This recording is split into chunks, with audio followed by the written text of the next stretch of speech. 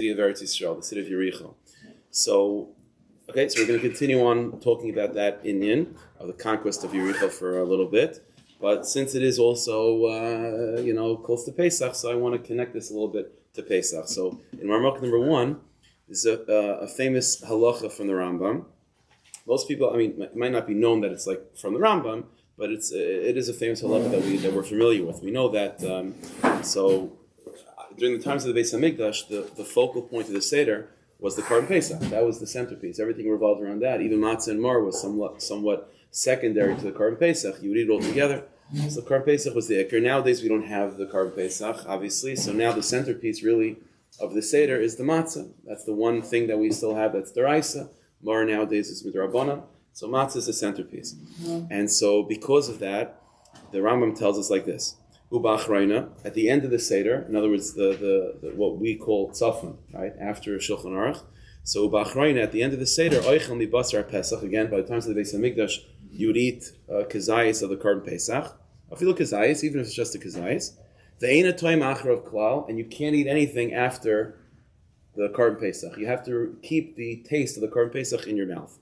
Ubizman hazeh. Nowadays, that the centerpiece is matzah, not Korban Pesach. So matzah. So then at the end we have what we call afikomen. You eat the afikomen, that's a matzah. And also you don't taste anything afterwards. You have to keep the taste of matzah in your mouth. Says the Rambam. So what's this inyan that the Korban Pesach, the taste has to remain in your mouth, or nowadays matzah, the taste should remain in your mouth. It's not because of any other concern. It's an inyan that we want, whatever the centerpiece of Pesach is, we want that to remain with you after the Seder is over. So by the time of the Beis Hamikdash, it was Pesach. Now it's matzah. But whatever it is, we want the taste of the ikar inyan to remain with you. Because these are the items that the ikar mitzvah of Pesach is to eat. So whatever it is, we want to keep the taste lingering in your mouth. That's the halach, and that's what everyone knows. You can't eat anything after afikon. Okay, you can drink water. Obviously, there's another 2 cups, but as far as food goes, we don't eat anything after afikon to keep the taste of matzah in your mouth. Okay. Now, obviously, on a very simple level, this is and like chashivas. I don't know, like matzah is a chashiva thing, Pesach night, so you want to keep the taste going, or Pesach, the Korban Pesach was a chashiva thing, keep the taste going. But in halach, it's a very funny thing because, like halachically speaking, like technically speaking, the taste of matzah, or even the taste of the Korban Pesach, is completely irrelevant. The halach is, for example, let's say a person swallows maror whole, and they don't taste the maror. So the Gemara says, "Bola maror." If you don't taste the maror, lo yatz, why? Because maror is all about the taste. The concept is to taste the bitterness and to remember the slavery. So you have to taste it. Says the Gemara, "Bola matzah." Let's say you swallow matzah whole and you don't taste it. You're yatz. Why?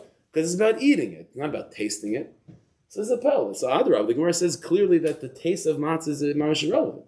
So the fact that I'm holding on to the taste of matzah. Halachically speaking, the taste of matzah has nothing to do with the mitzvah. Like the Ram even ended off, mitzvah. Eating it, consuming it is the mitzvah, not the taste. So it's like, I guess it's a nice memory to hold on to, but it's a very funny thing that the taste of matzah halachically is no different than the taste of a jelly bean. It doesn't have any halachic significance to it. Why would there be this Indian of holding on to it? The sign of tam matzah, tam pesach. Okay, so it's Hashem. At the end, we'll get back to it. Okay, so let's go back to Sefer Yehoshua. Okay, so in Sefer Yehoshua, as we saw last week, that Yehoshua ben Nun tells the Jewish people, as they're about to go into the city to conquer it, that he says, you should know, we're going to conquer this city, but the city is then going to be dedicated, Kodesh LaHashem, it's going to be dedicated as sanctified, no one's going to be allowed to live in the city, no one's going to be allowed to take any of the money, it's going to be set aside. The fact that, by the way, that it remained like that, Yericho remained desolate and absolutely just barren, for a very long time, for hundreds of years, until eventually later on, someone decided to build up the city of Yericho, and there's a whole story in Navi about this, that a lot of not good things happened to his family because of it. Yericho was supposed to remain, undeveloped. Why?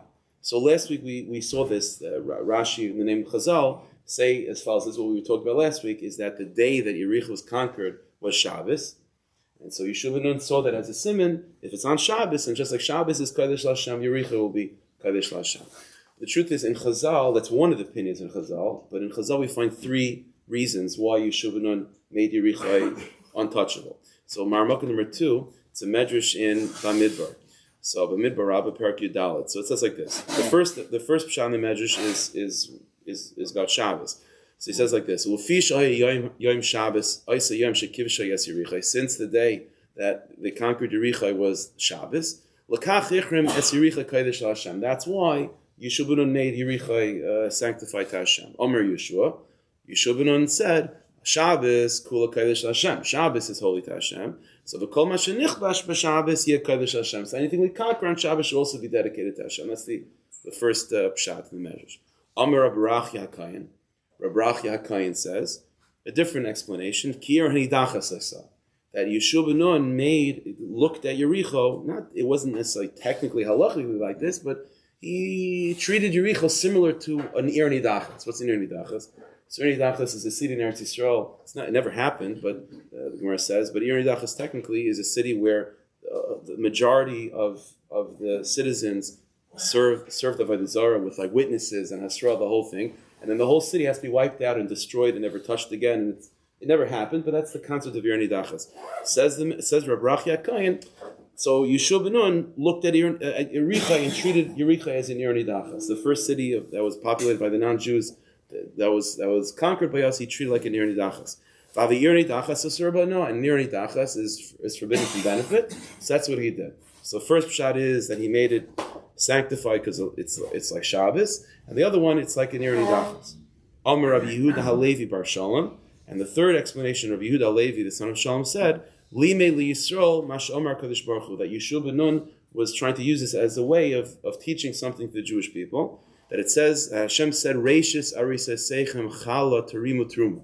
There's a mitzvah of separating challah, right? Because you make dough, right? And so you take off a piece of challah dedicated for Hashem. You give it to the Kahanim, by the time to the Beis Hamikdash and so on, and that's called Reishis Arisa Seichem, the first of your doughs, like the little first piece that you take. That's going to be challah.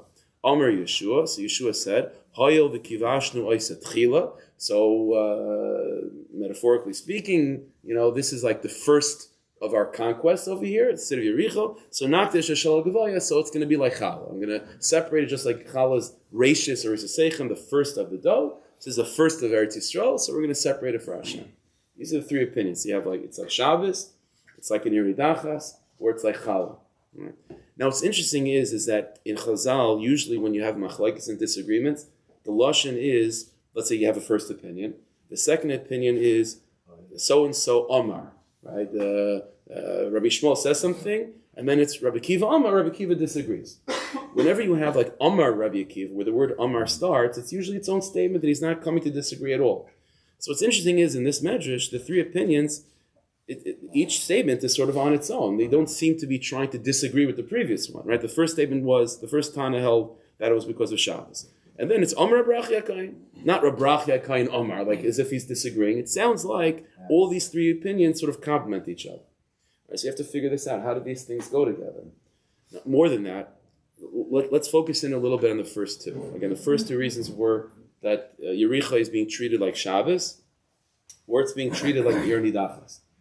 If we think about it, those aren't just two separate reasons. Those are two opposite reasons. What do I mean? We talked about this last week. Shabbos is a day that brings us to that place of Gan Eden, right? Shabbos is no malacha, there's no work, there's no nothing, everything is gevaldik, kilu kol malach chasui, as if everything's done, everything's taken care of, it's mamish, everything's perfect. The first Friday of creation, everything was terrible, right? Everything went haywire, but all of a sudden the sun goes down and Hashem says, like Cholosh Ma'amar is called Tzavam, the Rosh makes Kiddush, everything's gevaldik. So Shabbos always means Gan Eden. It's always reflective of Gan Eden. That's what Shabbos is. There's a lot of connections to this. And so Yericho being treated in place, like this is a physical place that's Shabbosdik, it means that Yericho is being looked at like a shtickle Gan Eden. That's the first explanation. To say like Shabbos. Shabbos means Shabbos in time is Gan Eden, and Yericho being established physically as like a piece of Shabbos. It means like that Yericho is being defined as a piece of Gan Eden. It's Kodesh Hashem. What's in Ir Nidachas? In Ir Nidachas is the opposite of Gan Eden. What's the opposite of Gan Eden? Gehenim, yeah, Gehenim. Take a look at Marmukah number 3. This is from a Sefer Eitzer Chaim. It's from the Kamarna Rebbe in Sefer Devarim. I spoke about this, I think, once by Shal Shudas a while back. I don't remember, but I think it was a Shal Shudas. And he's talking about the inyan of the Irni Dachas. And again, we're not going to get into the pratim and the details of halacha, how this works and what this means. But the Gemara just says the following statement: He Gehem. The inyan of Irni Dachas is that just as you could have, just like you have Gan Eden, so there's such a thing as Gehenim as well. And a city that, it never happened before, but a city that's established as an Irni Dachas means that it is looked at as a place in this world that's reflective of Gehenim. It's Mamash Gehenim. And he says, "Umitzvah sarfa be'eshel Gehenim." That's why it's a mitzvah to destroy with the fire of Gehenim. Kilu. So again, whatever that means is not the point for right now. But what we do find is something, what seems to be a little bit of difficulty, which is that these two reasons that the Medrash gives in the first two, that Yerichai is because of Shabbos, or Yerichai is because of Irni Dachas, they're not just different reasons. They're mamish opposite from each other. The Gan Eden is Gan Eden and Gehenim are opposites, right? Those are the two options. So those are the two opposite things. So it's not just two separate reasons. How is it possible that and again, as I pointed out in the Medrash, they don't seem to be disagreeing with each other, and certainly Elo ve'elo der Lukim Chaim. So how is it possible that you can have one place of Richai that's both Gehenim and Gan Eden? So this is what we're going to now investigate: the sugya of opposites. This idea of there being opposites and the relationship that everything has with its opposite. Okay. Now the truth is, if you think about it, the inyan of opposites, like Gehenim and Gan Eden, is very much related to Pesach. Pesach is all about opposites. We compare and contrast the Exodus with the Galus, right? We talk about Mitchila, the Achshel Kerven Hashem Lavadasai. So there's all about contrast. The question with an answer. It's all contrast. So even though Pesach it's all about contrast. So Pesach is very much connected with this idea of opposites. Let's investigate this in the sugya of opposites and their relationship with each other. Opposites attract. The question is, like, how do they really go together? Okay, so let's begin like this. We'll go slow. So we're going to learn a few pieces from the Maharal. By the way, it's also related to our parsha, this past parsha Sazria. For example, Sazria begins with the mitzvah of bris milah, right? The baby boy is born, so the mitzvah to give him a bris on the 8th day. But the context that the Torah decides to tell us about the mitzvah of bris milah is in the context of tumas leida. Is that the mother gives birth, right? And all of a sudden she's now tameh, like she was a nida. Kilu, she was a nida. Right now because of dam leida, because of the birth. That itself is a very funny thing. Tumas nida it seems to be connected to the opposite of life, right? There could have been life, and there isn't. So now she's tamei tumas nida. But now there was a mazel tov, right? There was a birth, and yet she's still tamei as if she's a nida. So it's life and not life being sort of forced together. A little bit later on, the pasuk says, "But tzaras, a guy has a little bit of tzaras, whatever the measurement is, so he becomes tamei." Yeah. Then the pasuk says, "Let's say the tzaras spreads, so it's even worse. Let's say it spreads to encompass his entire body. Kulei hafach lavan. Then what? Tar is tar." It's Mashapel. And the Gemara says, based on that Gemara, the Gemara says that when does Mashiach come? A dar either shekulei zakai, a generation that's completely innocent. Mashiach will come for that, also tzaddikim, or kulei chai, a generation that's completely guilty. Mashiach will also come. Amar Rava said, what's the remes for such a thing? The Mashiach, Gula will come when everything is completely broken. Is what? Kulei hafach lavan taru. It's the opposite. I mean, when the tzaras becomes so unbelievably great, and everything is so terrible, that's when it's actually very good. So we have to investigate this in and of opposites. How do we make sense of this? So we're going to learn, like I said, we'll learn some Maharal, and we'll see where it takes us. Okay, so Maharal number 4. So this is right in the beginning of the Maharal Sefer Netzach Yisrael. The whole Sefer Netzach Yisrael of the Maharal is talking about Gula and Galus. That's what it's all about. So this first paragraph, he sort of gives us a little bit of an intro of how he's going to do it. So he says like this: Kashar davar hatoiv noida mehefachai yidiamitas. Says the Maharal, the first basic idea, which is pretty simple, which is that to really know something, you have to study its opposite. To really know anything, you have to at least have experienced on some level its opposite. So he says, "V'chol hadvar nikne hayidiyah behem min hahepach." To really acquire knowledge about anything, you have to have knowledge or experience in its opposite. So he gives an example. Kimin mara hashachar, yachal adas mara halav. To know the color white, you have to at least also know the color black. The contrast is necessary. Otherwise, you don't really know what you're looking at. You don't have any context to put it in to understand what it is. It's the same thing with all opposites. By understanding one side of the coin, you can then understand the other side of the coin. This is a classic idea, says the Maral in philosophy. That's the sentence. Knowing anything means to know its opposite. You have to know its opposite. And this is exactly why we say in the Haggadah, that you have to begin with the negative and then end with the positive. Why do you have to start with the negative, right? Why not just say good things? Because you can't appreciate the good unless it starts with the negative. They contrast each other. So you need to have. So in other words, what the Maral is telling us is point number one, which is that in order to understand anything, there is a very strong relationship. In other words, what the Maral is telling us like this is that there is a strong relationship between anything and its opposite. In what sense? So the first point, says the Maral, is that to understand anything, you have to have experienced or know its opposite. You whatever it is, you could then see its opposite. So again, the examples he gave of black and white, or Golus versus Gula. Again, that's why then he then goes on to say that's what this whole Sefer is. He says the Netzach Yisrael is all about Gula, but in order to appreciate Gula, you have to talk about Golus. That's the two sides of the coin. That's the two sides of the coin. Now let's go a little. That's very simple. Very simple idea. Let's go a little bit deeper. Okay. In Maramaka number 5, the Maral also in Netzach Yisrael and Perek Lamed Hey takes this idea a step further. Not only is it a question of knowledge, that to appreciate something or to understand something, you have to have experienced or know about its opposite. Says the Maral, the truth is that everything, when anything comes into the world, when anything is created, it's always created with its opposite. What do I mean? Let's give an example. What's the opposite of an apple? It's a very simple answer. What's the opposite of an apple? Worm? Potato? A worm? No apple. No apple. Right? No. Right? That's the opposite. The opposite of anything is that thing not existing. We'll say apples and oranges. It's not. Yeah, that's what people say, but it's not really true. The opposite of an apple is not an orange. The opposite of an apple is not an orange. The opposite of a table is not a chair. The opposite of a table is no table. No table. Okay? Which means, if we think about it, let's think about this for a second. Before Hashem created apples, there's no idea of an apple, and therefore there's no idea of no apple.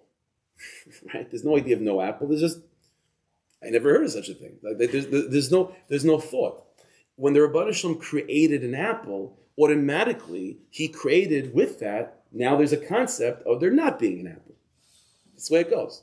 So if you think about it, it's a funny idea. But the concept is that whenever the Rebbeinu Shalom created anything, automatically he created that thing with its opposite concept. Everything the Rebbeinu Shalom created before he created it. It wasn't even a hava. It's not like you're not walking around. Adam and Chava, they were already after everything was created. But okay, imagine whatever a human being walking around before animals were created. They're not saying, Chaval, like we need a cow. Where's the cow? There's no thought of a cow. The Rebbeinu Shalom makes a cow. Now there's a cow. Now there's a concept of here's a cow. There is no cow. That's always the way it goes. Something that exists. Whenever the Rebbeinu Shalom brings something into existence, he's automatically bringing as well its opposite into existence, which is what? The lack of that thing. Rebbeinu Shalom creates the void, the emptiness. He creates a cow. Now there's a concept of there not being a cow, and now it's noticeable. There's a cow here and there's no cow there. There's an apple, and now there's a concept of there not being an apple. Is this what was being revealed to the Yidden during the Makkos, that what was blood for the Mitzrin was regular for, or Choyshet? So we'll have to see about that. It's a good point. We have to see about that. This is very much, as we started, it's very connected to Pesach. So we'll see about that. The same cup had the water. The same thing had both. Same thing had both. It's opposite. We'll see. Let's go slow. So So let's go Maramaka number 5 again. So now the Maral is introducing us to this idea again. Point number 1 was to understand something, there's already a relationship in terms of knowledge. To understand something, you have to have experienced its opposite. But that's already simple. Now we're going a little bit deeper. That it's not just a matter of knowledge, that to know black you have to know white, or to know white you have to know black. Now the concept is that everything that Rebbeinu Shalom created is created with its opposite. Everything with its opposite really comes from the same place. It comes from the same point of creation. It says like this in Maral, Ki kol havaya, everything that exists, yukdam lo haheder, has to come into reality. It has to be preceded by the lack of that thing.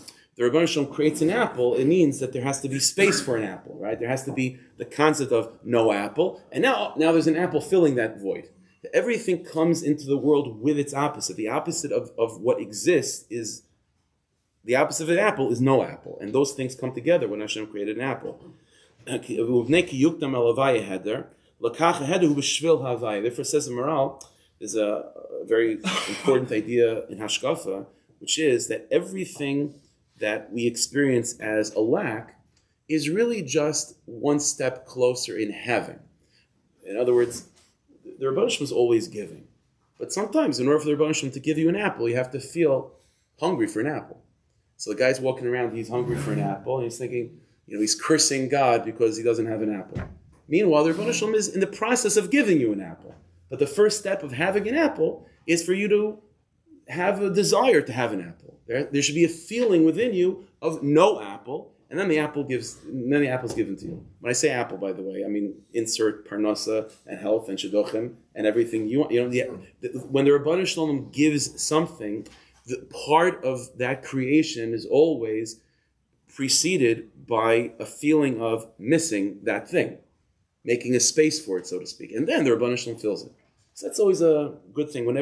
That's why in Ishbitz, the Meishalech always points this out. He says whenever, like sometimes it happens where there's something missing in your life, but you don't really have a chesed to daven for it. Whatever, it's just something that you're just not motivated to talk about, to daven about. And then all of a sudden something happens and you're motivated to daven about that thing. And then all of a sudden the missing, the opposite of the apple in your life, you sense and you feel and you want to daven for it. In Ishbitzer, it's taught that that's the biggest simon that the Rebbeinu Shalom is in the process of giving you that apple. How do I know that the apple's on its way down the conveyor belt? Because I'm feeling in my life that there's no apple, and that's the biggest simon that the apple's on its way, because everything that's created is always created with its opposite.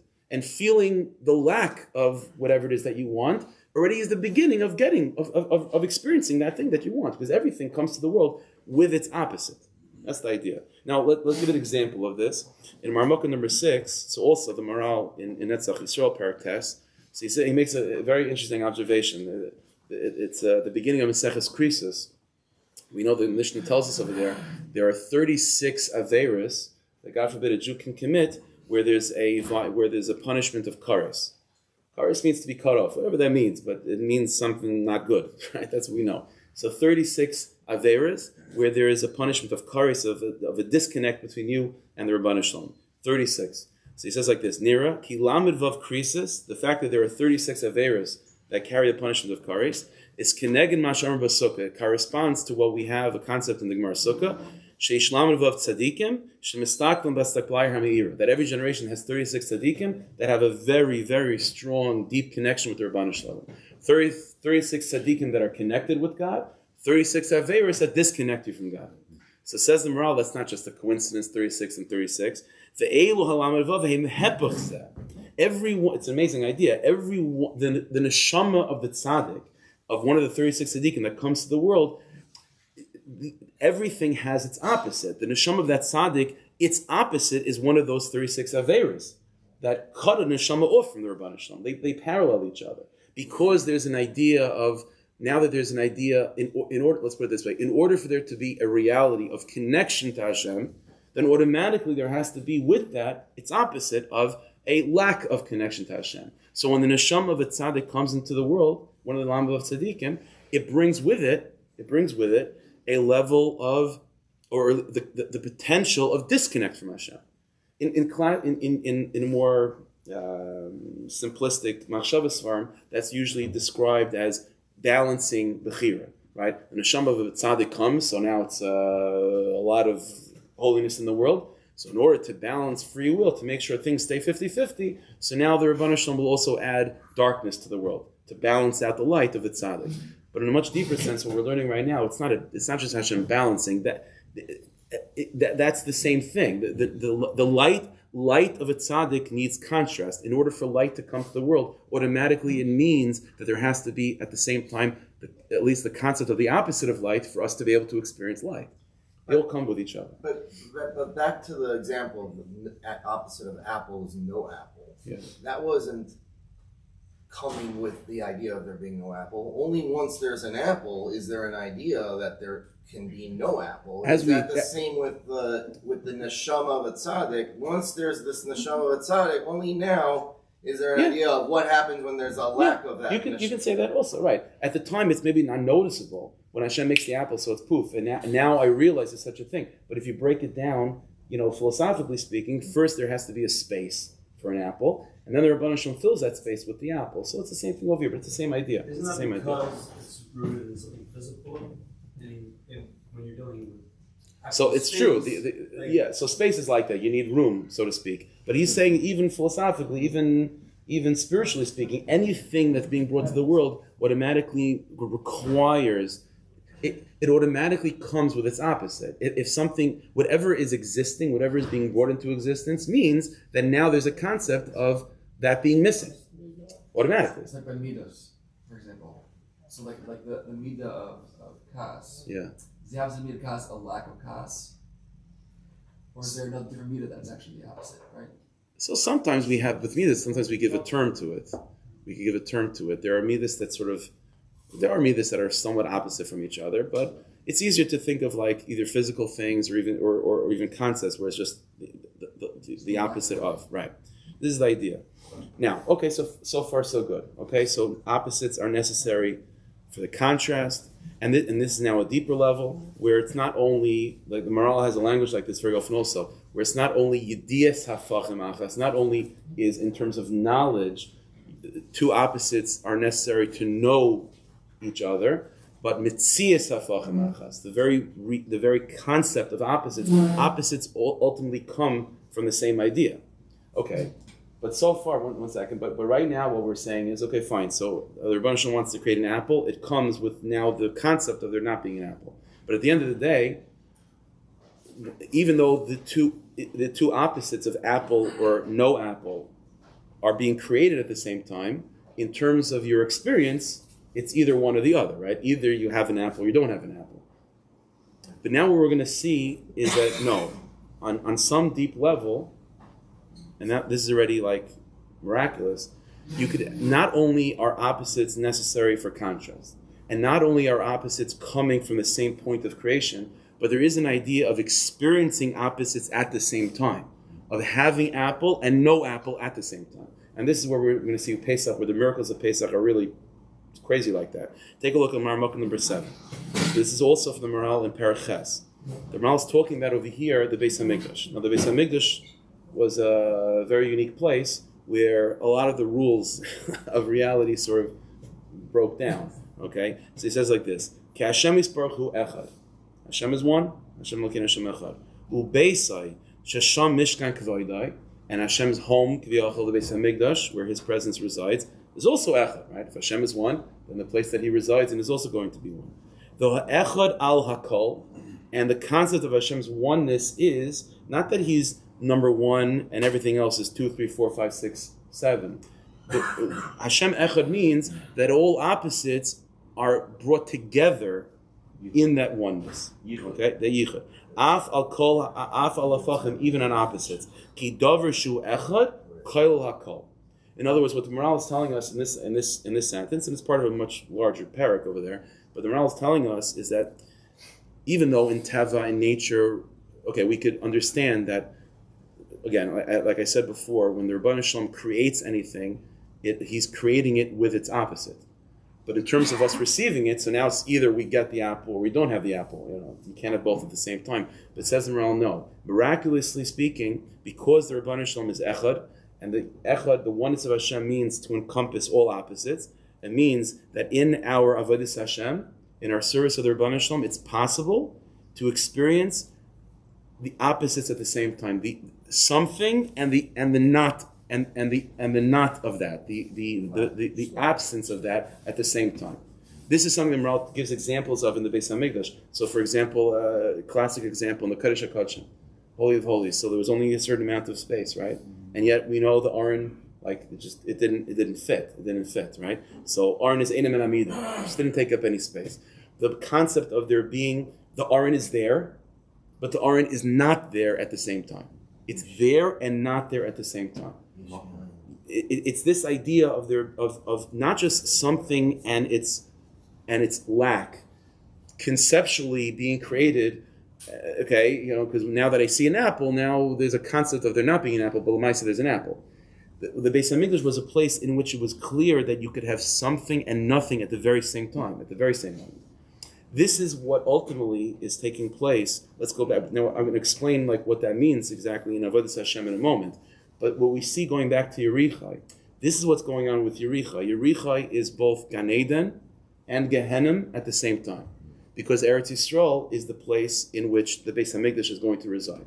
And on a certain level, Rav Soloveitchik talked about this also in a number of shiurim, that all of Kedushas Eretz Yisrael is really just seen as an extension of Kedushas Beis Hamikdash. The Beis Hamikdash is not just, now you have Eretz Yisrael, so the Beis Hamikdash is like, headquarters of Eretz Yisrael, the holiest place in Eretz Yisrael. That's the nuclear power plant of Kedushas Eretz Yisrael. It's all coming from Beis Hamikdash. And all of Kedushas Beis Hamikdash is coming from the Kodesh HaKodshim. And all the Kodesh HaKodshim is coming from that place of the Aron, which exists and doesn't exist at the same time. It's not just a matter of opposites for contrast, and it's not just a matter of opposites being created at the same time. They're experienced at the same time.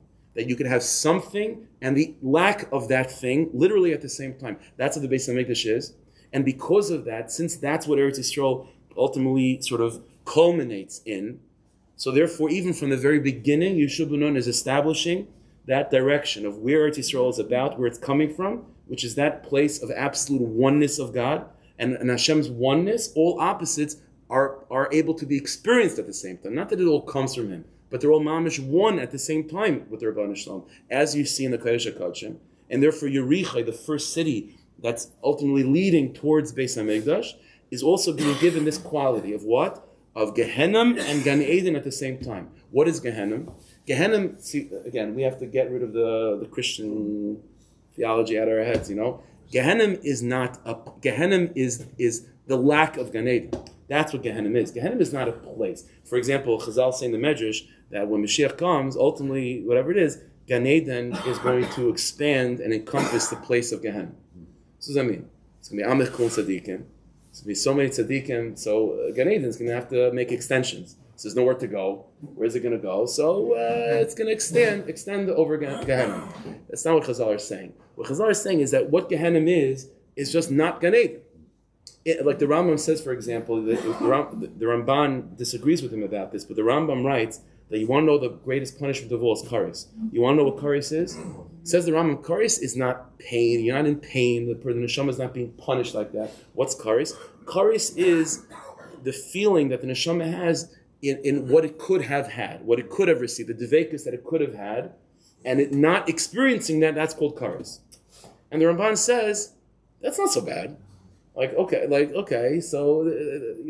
the pneumius, that's a very, very, very, very serious punishment, because that's the opposite of attachment. What's the opposite of attachment? Pain. The opposite of Gan Eden is not suffering. That's a Christian idea that in Gan Eden angels with wings come and bring you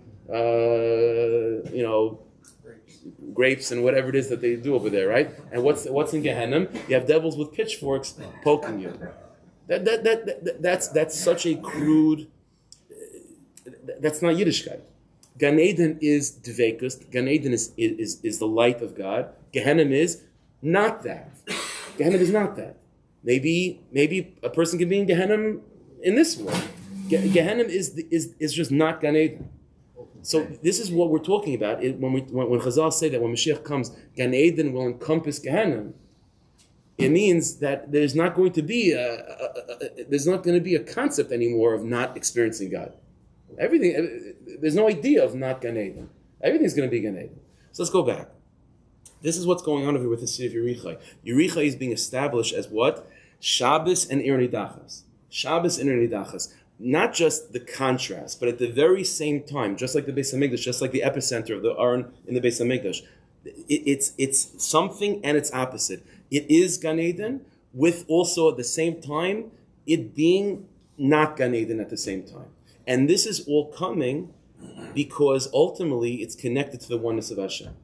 Only Hashem is big enough for there to be two opposite things coexisting at the very same moment. Just like I gave the example of Shabbos afternoon with the makas. You have one cup, and it's both blood and water at the same time.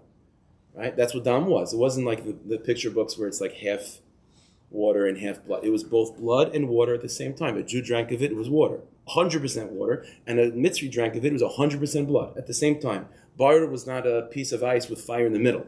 Bard was fire and ice at the same time. Right? Choshech was light and darkness at the same time. Makas Bechoros was life and death at the same time. The Briskerov talks about this. He goes through all the Makas, at least most of them, in this way, that they were nicely hafachim. They were opposites. It wasn't just like a crazy trick. They were opposites at the same time, all reflective of what? How's that possible?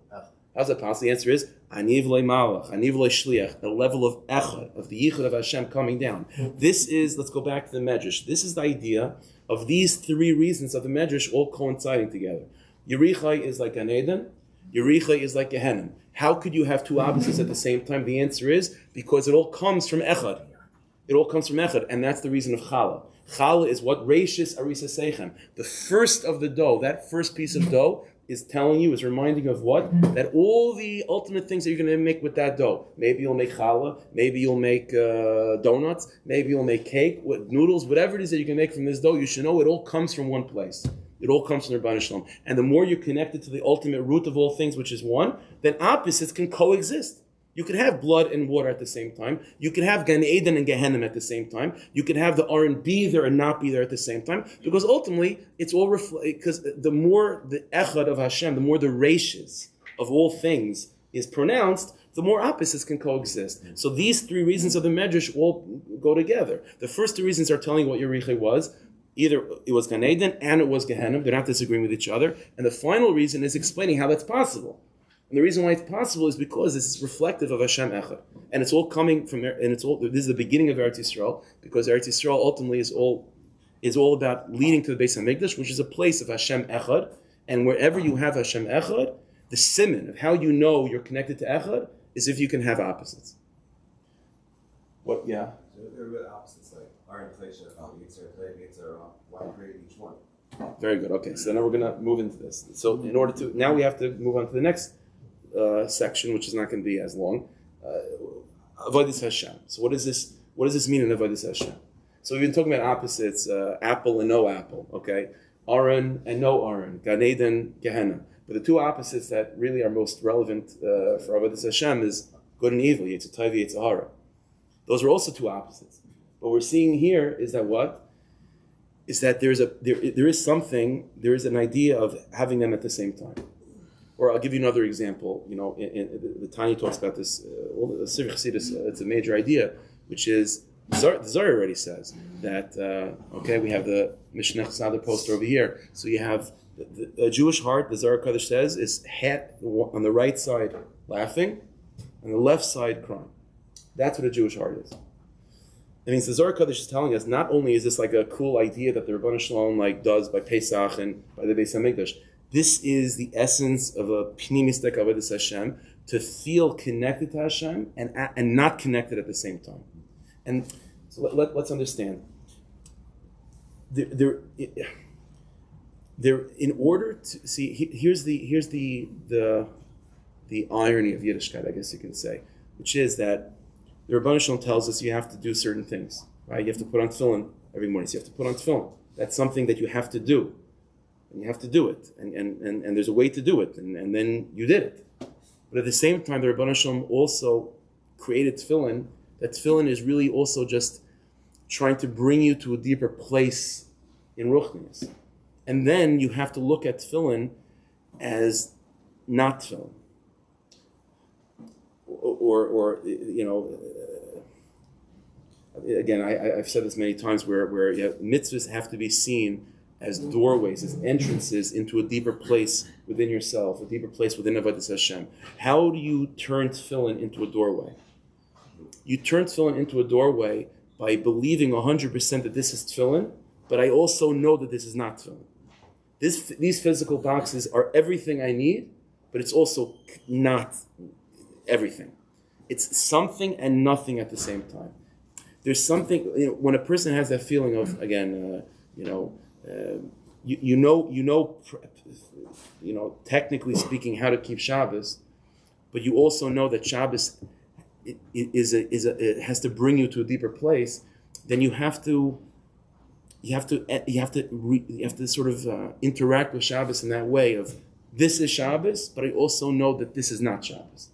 And Shabbos has to, and then all of a sudden that Shabbos is transformed into an experience that brings you to that place of echad. I don't know if I'm definitely not making myself clear, but mitzvahs, potatoes, you get to a point where the mitzvah. Yeah. See, let me try to explain a little bit more. The Jewish people are coming into Eretz Yisrael right now. Let's put it this way: Klal Yisrael coming into Eretz Yisrael, and what the transition that's taking place now between Moshe Rabbeinu's leadership in the Midbar and Klal Yisrael's experience and leadership with Yehoshua ben Nun is a huge contrast. In the Midbar, everything was like mamish ruchnis. Everything was untouchable. Everything was all mystical. It was all intangible. It's Moshe Rabbeinu.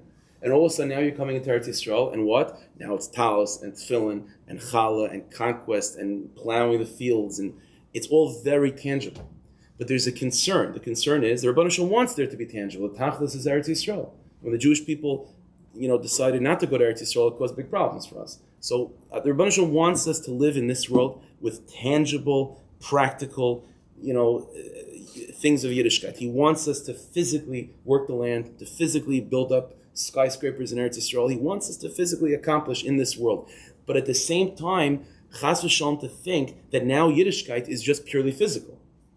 The Rebbeinu Shalom wants us to come to Eretz Yisrael and to embrace the physicality of Yiddishkeit, but to remember that the physicality of Yiddishkeit has to be seen. It's not just physical. There's a spiritual side of things. There's a soul to tefillin. There's a soul to mitzvahs. There's a soul to plowing the land. How do you relate to plowing the land in both body and soul? How do you relate to that Yiddishkeit, new Yiddishkeit of Eretz Yisrael, which is a Yiddishkeit that's practical, that's real, that's tangible, but at the same time, not to get completely lost in the tangible? The answer is by coming into every mitzvah and coming to plow the land with a knowledge and an awareness that this is something and it's nothing at the same time. And in other words, it's the same thing with a person, right? If I give someone a hug, right? So obviously I'm hugging the physical body of the person. That's what I'm doing. But my point is not to hug their body. My point is to hug their soul, right? To hug their personality, to hug who they are. How do I do that? I do that by acknowledging their body, by interacting with the body, but at the same time remembering and being cognizant of the fact that it's not the body that I'm interested in. So it's a body and a not body at the same time. So am I putting on tefillin or am I not putting on tefillin? Both. I'm physically doing a mitzvah, but I'm not getting caught up in. I'm not going to say that this is the mitzvah. Das is das. What this mitzvah is way beyond anything I can conceptualize, and that's what allows the mitzvah to become deeper for me. Is by knowing that there's more here than meets the eye. This is what it means to bring something and its opposite together. If you want, in order to eat an apple, again, I don't know why I'm hocking and shining with an apple, but fine, we went with that much, we'll continue. Yeah. So to eat an apple and to know and to have it as a deeper experience, it means to eat the apple with also at the same time the awareness that there is no apple. Something like that. So you do a mitzvah with the awareness, and I don't want to allow myself to get caught up and lost in the physical body of the mitzvah by reminding myself that there's more here to meet the eye. And the soul of tefillin is not anything that I'm holding on to. So this is what tefillin, so tefillin therefore becomes an experience of this is tefillin, but this is also not tefillin. Let's take it. There's so much more, and let's take it to what? How? The opposite, though? Say it again. Is the soul of film part of the opposite? No, but in order to allow you entrance into that place of the soul, then you have to look at tefillin as not that this is not tefillin, and then it'll allow you to enter into that deeper headspace of Yiddishkeit. Let's take it to a little bit of a different level, maybe a little bit easier. I don't know. Take a look at Marmuk number 8. This is from Rav Kook. I'll tell you outside, and then we'll see if we have time to see inside, because it's very poetic. Rav Kook is talking about the phenomenon of creation, which is an interesting thing. Rav Kook, all of Rav Kook's writings is very broad and historical and in scope. Rav Kook talks about this idea where the Rebbeinu Shalom created the human being with two opposite natures. You see this in individual people, and you see this in nations at large. There's a drive within the person to build, and there's also a drive within the person to destroy. You see this with kids, right? Kids enjoy breaking things, right? There's such a thing. No, and adults also sometimes. There is something, and nations are this also. There are nations that are predominantly about building, and then there's nations that have a very strong tchuna of destroying. This idea of, and we usually associate good means to build, and destroying is bad. Rav Kook explains in its root, these two opposites in Kedusha coexist. Because it's not just in order to build, you have to break down the old. But in order to experience anything deep, you have to at the same time build, but also destroy what you're building. Recognize, feel, and sense that what I'm building is deeper than I even know myself. And there's a sort of, while I'm building something, an innate knowledge and an awareness that there's more to this than even I understand. And at the same time, as I'm building something, I'm also destroying it. And I'm also recognizing that there's more to me, there's more to this experience than meets the eye. Let's see here. Take a look. Take a look at the third line. The third line in Marmuk number 8 towards the end. She'ifas churban ha'olam, the desire to destroy the world. Yeshna b'mitzias l'kol harachav, exists on all levels of creation. Everything has a natural desire to destroy the world. K'may she'yeshna she'ifas binyanai, just as there is a desire to create the world, to be creative and to build, there's a desire to destroy. And this is what the Rebbeinu Shalom wants. Is the Rebbeinu Shalom wants us to accomplish and to build, but not to get lost in the physical structure that we're building, and to remember that what we're building should have some depth to it. And the way for it to have depth is to go into that accomplishment with a sense of, this is something that I'm doing, but it's also missing. It's also missing, and there's something hollow about it. The more we can hollow out a space in what we're accomplishing, the deeper that the experience becomes. Having these two sides of the heart, laughing and crying at the same time, feeling close to Hashem and feeling distant from Hashem at the same time, that compels a person to have a deeper experience of Yiddishkeit. Again, it's a subtle idea. I apologize. When I woke up this morning, I thought this would be a simple idea. Okay, it is what it is. It's not a simple idea, I guess, but this is what's going on. Let's go back to the beginning of Pesach just before I forget. To leave off with the taste of matzah. It's true, the taste of matzah and the taste of Pesach halachically is insignificant. But the whole inyan of what we're talking about is to have the tam of tefillin. The tam of mitzvahs. The pnimius of mitzvahs comes with the body of the mitzvah, with sensing that this is what the mitzvah is, and it's also not at the same time. And that's what compels you to experience the mitzvah in a deeper way. The concept that we're trying to hold on to the taste of matzah is not because the taste is significant, but the taste always represents the unknowable, the ethereal, the part of it that I don't understand, the part of it that I don't know. And that's ultimately what the Seder is about bringing together these two things, where, echad miyodea, who knows one? I know one. And we don't just say, I know one. We start off with the question, echad miyodea, shnayim miyodea. It's because even after I know, I still have a little bit of the question, right? I still have a little bit of the question. And having these two sides of knowing and not knowing at the same time, that's what compels me. That's what brings me into a deeper experience of the mitzvah itself. To have the tam of matzah and the tam of Pesach that's ultimately what the Seder is about. Not just that we should have now matzah mar yuriyat design, that there should be a tam to it. That's the idea, and the ability to have that is when you have these opposites together, where you sit by the Seder and you could look at the end of the Seder and say Chasal Seder Pesach Kol Chasa. We did everything 100%, and at the same time, I have no idea what I just did. And those two feelings, which we all have that, that when you allow them to sort of mesh with each other, then all of a sudden you sit back and you realize, well, 1 second, I did the Seder, but I have no idea what I just did. It means the Seder is much bigger than I thought. And yet, I was part of it, and I was Mekayim it. And then all of a sudden you're transported to a much deeper place, and the Seder is bigger than you.